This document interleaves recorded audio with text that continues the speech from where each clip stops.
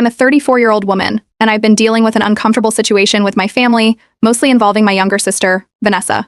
For some background, I have a full-time job that's demanding and involves a lot of overtime. It pays well, but it's not like I'm rolling in luxury. I work hard, and I prioritize my social life and self-care when I'm not at work. My family, on the other hand, sees life a little differently, especially Vanessa. Vanessa is 29, and she's got 2 young kids under 6. She split with their father a couple of years ago, and since then, she's been living close to our parents. She's always busy, juggling part-time work and single motherhood, and while I respect her hustle, I know she often leans heavily on family for support. My parents help out with her kids as much as they can, but lately Vanessa's been pushing for me to take on more responsibility too, especially for babysitting. It started small enough, or so I thought. About 3 months ago, Vanessa asked me if I could watch her kids for an afternoon. She had an appointment, and her usual babysitter had canceled last minute. She sounded stressed, and since I wasn't working that weekend, I agreed. I went over, and it was fine. Her kids are sweet, but it was tiring, honestly more so than I expected. Still, it was one afternoon, and I figured it was a one-off. A couple of weeks later, she called again. This time, it was a quick, could you please just pop over for an hour kind of thing because she had a meeting for work. Since I was already out running errands, I went over. It felt manageable, and at the time, I didn't think much of it. But then it happened again and again. Soon, she was calling or texting me almost every week, needing just a few hours or an afternoon of my time. After a month or so of this, I realized I'd somehow fallen into a pattern. It was like my free time had silently become her emergency backup. I have a life outside of work, and while I wanted to help, I didn't want my entire weekend being slotted out as her unofficial childcare support. So I decided to set some boundaries. I told Vanessa that, with my job, I couldn't be available at the drop of a hat. She seemed to understand, at least at first, but her calls didn't really stop. Things came to a head about a week ago. My parents had organized a small family gathering for a cousin's birthday, and everyone was there. It was supposed to be a relaxed, no-drama evening. At least, that was the plan. Sometime during dinner, Vanessa started talking about her schedule and how hard it is to find reliable childcare. She was clearly angling for sympathy, and soon enough, she brought up the fact that I'd recently told her I couldn't always help. She didn't directly call me out, but the implication was clear. She went on about how some people don't realize how much pressure single parents are under and how families should be there when things get tough. At that point, my parents joined in, nodding along and agreeing with her. They even hinted that it's my duty to step up since I don't have kids of my own and should want to help. I tried to stay calm, but I could feel the heat rising in my face. It was obvious where this was going, and I knew I needed to stand firm. I reminded everyone that I do have responsibilities, even if they don't involve children. I explained that my job doesn't just allow for sudden changes in schedule, and that my weekends are often my only time to relax. But my parents didn't seem to get it. They acted as if my reasons were flimsy and kept circling back to this whole family support idea. They said that, in their view, families should always help each other out, even if it means making sacrifices. I could tell they thought I was being selfish, and while they didn't say it outright, their disappointment was written all over their faces. The night ended on a tense note, and a few days later, Vanessa texted me, asking if I'd be able to watch her kids again for an entire Saturday. This time, though, I said no. I had plans, and frankly, I was getting tired of rearranging my life to cater to her. She didn't take it well. She shot back, saying that she couldn't afford a babysitter and implied that I should step in since I had the time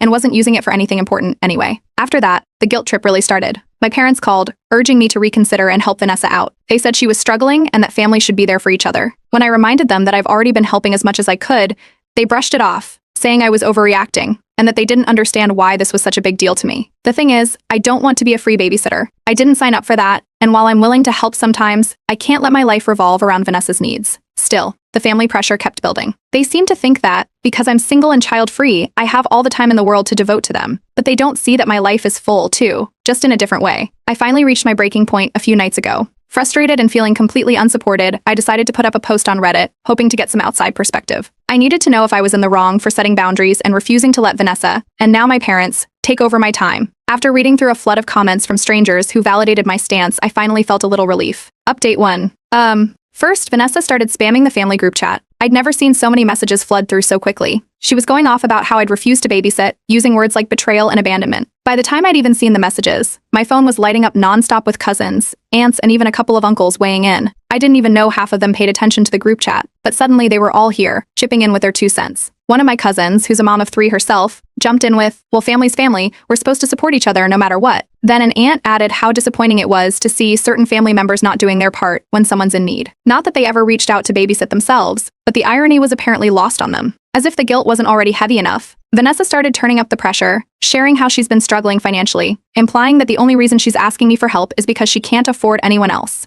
I couldn't help but notice the extra emphasis she threw on afford, as if I somehow owed her just because I'm a little better off financially. She even started hinting that since I'm financially stable, helping her should be no big deal. I could feel everyone in the family chat zeroing in on that point. "Come on, you're doing well. It's just a little babysitting," one of them typed. Another cousin chimed in, saying, "Vanessa's life is so much harder than yours. Just think about what she's dealing with every day." They painted this picture as if I'm some cold-hearted monster hoarding time and money while poor Vanessa suffers. Then came the part one hadn't heard before. Vanessa let slip in the chat that her ex isn't really around to help with their kids and barely provides any financial support. It was news to me because she'd always made it sound like he was in the picture, just flaky. Turns out he's pretty much a ghost when it comes to childcare and financial support, which explained why she was turning to family more and more. Seeing the comments pile up, I finally responded, saying I understood that she's going through a hard time, but that I have a demanding job and a personal life that I'm allowed to prioritize. I thought it would be enough to remind everyone I wasn't some idle person with endless time to spare, but it only made things worse. My parents then decided to call me directly. They were speaking as if I'd committed a crime. My mom started with, "Maybe you should reconsider, just to keep the peace." She was very clear that it was my job to help out more for family harmony, as she put it. My dad didn't say much, but he didn't have to. His silence said it all.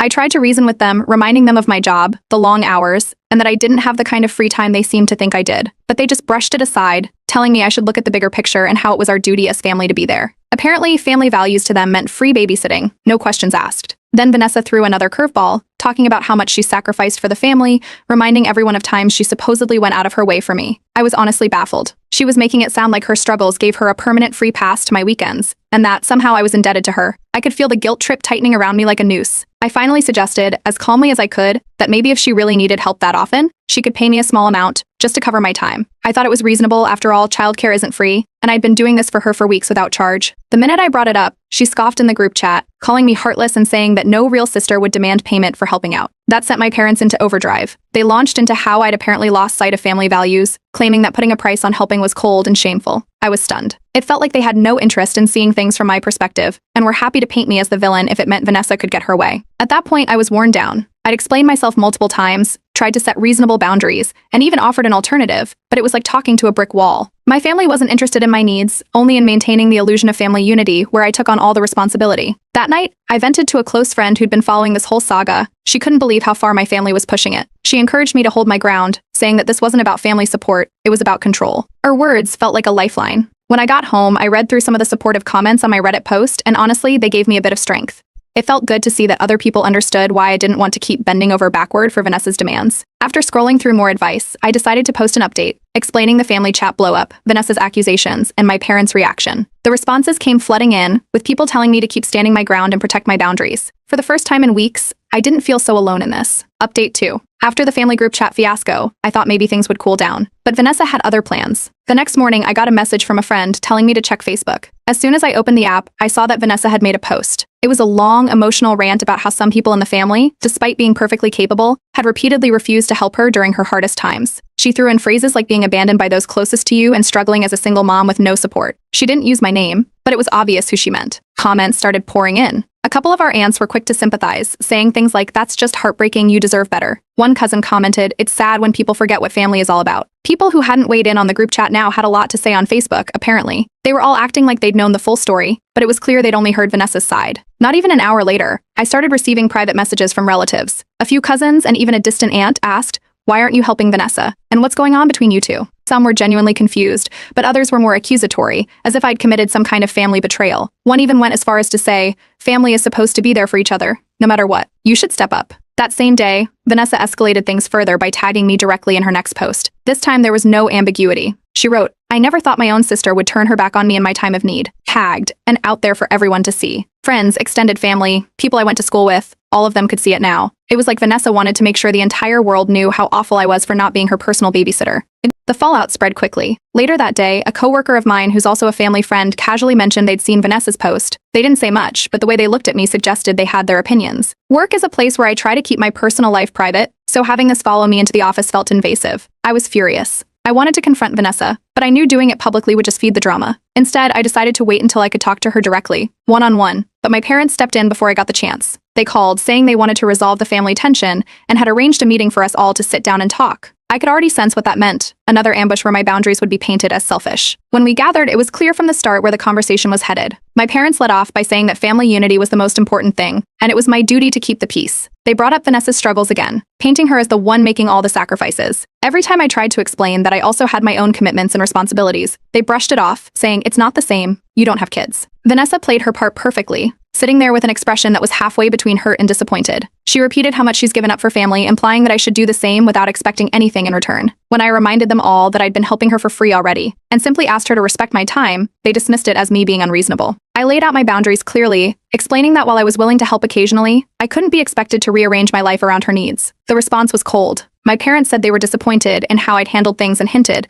that I was prioritizing money over family. The conversation ended in a stalemate, with everyone clearly feeling like I was the problem. Not long after that disaster of a meeting, I ran into a family friend who happened to be a lawyer. I mentioned the situation casually, not expecting any specific advice, but he raised an eyebrow when I told him about Vanessa's Facebook posts. He warned me that if things got worse, I might have grounds to protect myself legally if her accusations escalated into defamation territory. He offered to talk through some options if it ever got to that point. Somehow, Vanessa got wind of this conversation, no idea how, and went off in the family chat, saying I was threatening her with a lawyer. She turned it into another round of public outrage, telling everyone that I was trying to scare her into silence and accusing me of taking things too far. A few family members started distancing themselves from me after that, siding with her without even bothering to ask for my side. The constant fighting and judgment from everyone started to wear on me. My mental health was taking a hit, and it felt like there was no way to explain my side without everyone twisting it against me. The whole thing was exhausting, and I didn't know how much more I could take. I just wanted to go back to living my life without having to deal with this constant guilt-tripping and manipulation. Eventually, I went back to Reddit for some advice, sharing everything that had happened since my last update. The responses were overwhelming. People shared their own experiences with similar family pressures,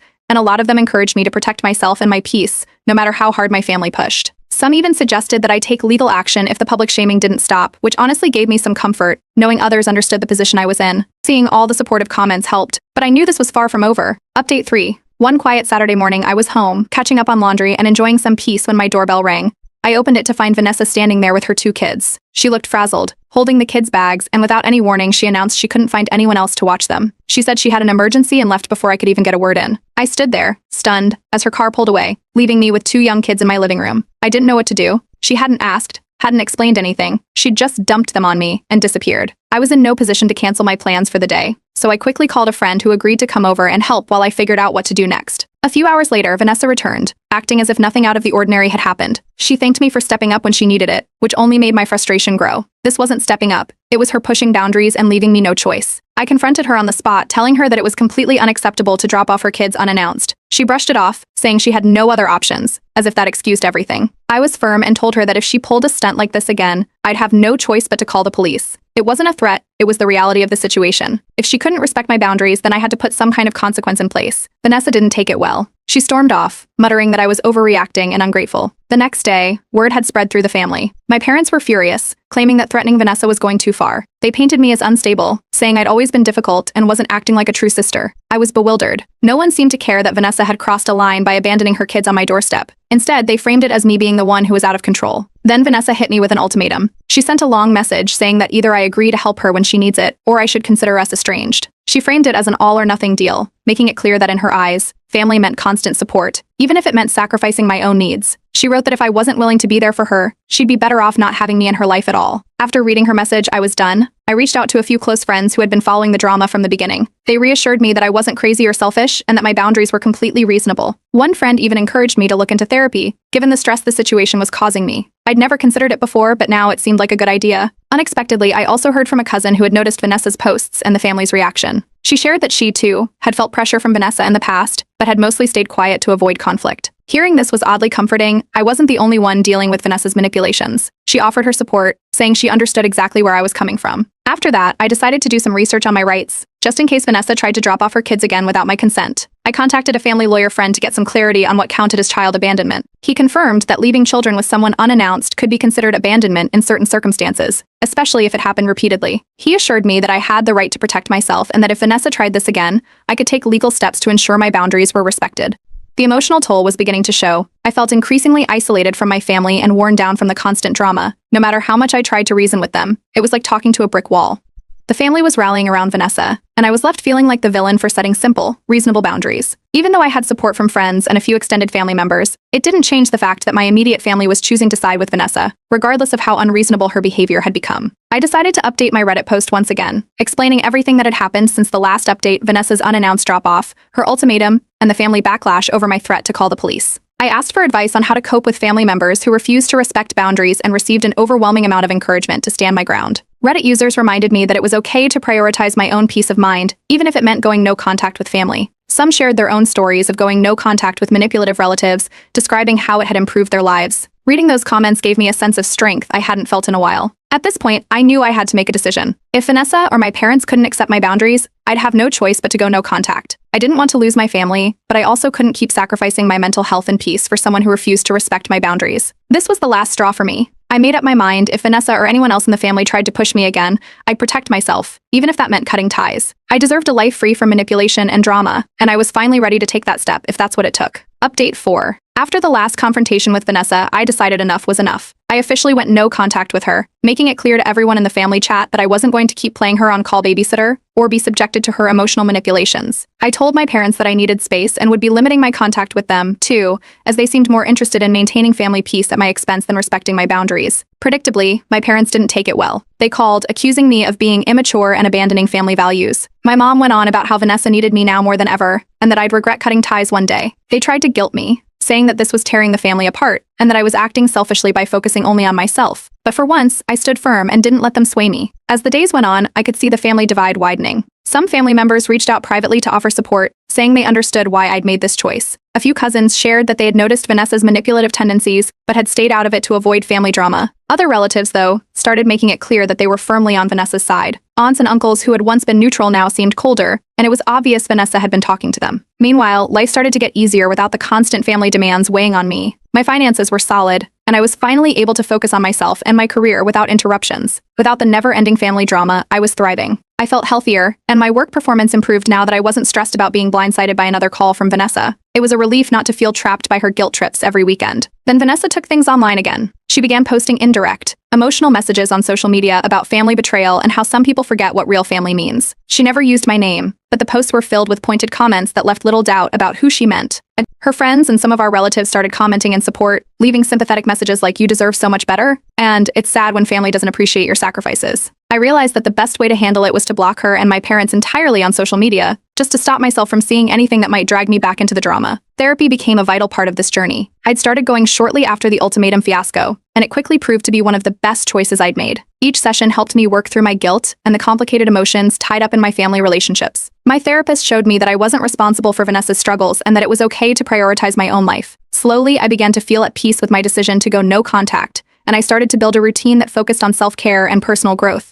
I noticed the extended family gradually dropping out of my life, too. People who used to send me casual messages or check in every few weeks had all but disappeared. It seemed Vanessa's version of events had traveled far and wide, and anyone who didn't know the full story had quietly sided with her. The silence from those family members was disappointing, but it reinforced that this was the right decision. It wasn't worth the constant stress to maintain relationships with people who wouldn't even listen to my side. I found a new appreciation for hobbies and activities that I'd put aside over the years, whether it was getting back into running, cooking for myself, or even picking up a few new books. Without the tension of family drama, I felt free to focus on my own happiness. My days no longer revolved around navigating family conflicts, and the mental clarity was something I hadn't realized I was missing. As for Vanessa, I prepared myself legally for any future stunts. After talking to the family lawyer friend again, I knew my rights and what to do if she ever tried leaving her kids on my doorstep again or escalated things in another way. It gave me a sense of security to have a plan in place, just in case she didn't respect the boundaries I'd set. One evening, a cousin messaged me privately. She'd seen Vanessa's posts and had picked up on the drama but wanted to hear my side directly. I explained everything: the unannounced babysitting drops, the group chat arguments, Vanessa's manipulation, and the final confrontation. She surprised me by saying she admired my courage to set boundaries and stand up for myself, something she admitted she'd struggled with herself. Hearing that made me feel less isolated and validated in my choices. As I reflected on this journey, I realized how much stronger I'd become. Setting boundaries had been difficult, and the fallout with my family had been painful, but it had also given me freedom. I no longer felt weighed down by their expectations or demands. The strength I'd found in prioritizing myself was something I could carry forward in all areas of my life. Reddit had been a huge support through all this, and I made sure to update my post one final time, thanking everyone for their advice and encouragement. I shared how going no contact had impacted me positively